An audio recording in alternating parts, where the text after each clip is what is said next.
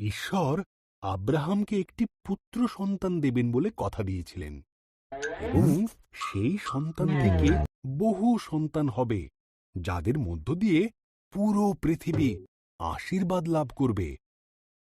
কিন্তু আব্রাহাম আর তার স্ত্রী সারার সন্তান জন্ম দেবার জন্য অনেক বয়স হয়ে গিয়েছিল। 20 বছর কেটে গেল। আব্রাহাম এখনো ঈশ্বরের প্রতি স্থির বিশ্বাস রেখে চলেছে।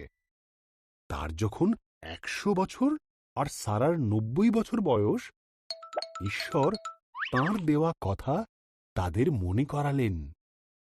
সারা সন্তান সম্ভবা হল।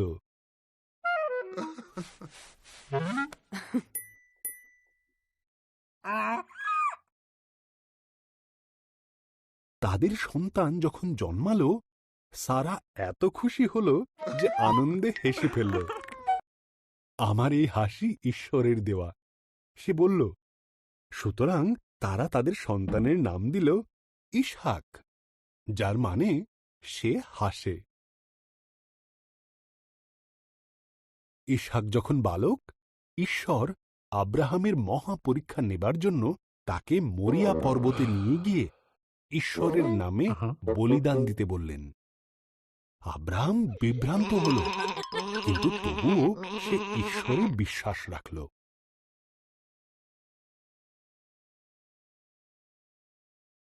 ইসহাক কাঠের গোছা বইল, আর আব্রাহাম নিল ছুরি আর মশাল।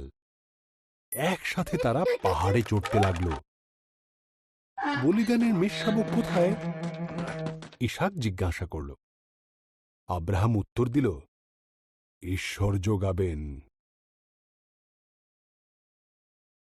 আব্রাহাম বেদির ওপর কাঠগুচ্ছ সাজাল।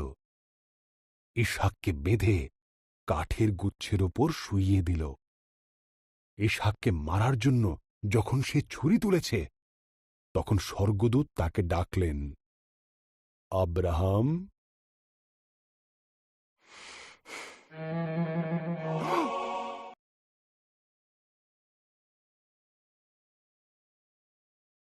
শিশুটিকে মেরো না, স্বর্গদূত বললেন। ঈশ্বর জানেন তাঁর প্রতিজ্ঞাকে তুমি বিশ্বাস করো। ওই দেখো, ঝোপের মধ্যে একটি মেষ শিং আটকে ছটফট করছে।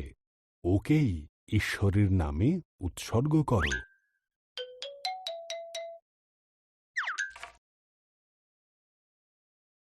আব্রাহাম তার ছেলের পরিবর্তে মেষটিকে ঈশ্বরের উদ্দেশ্যে উৎসর্গ করল।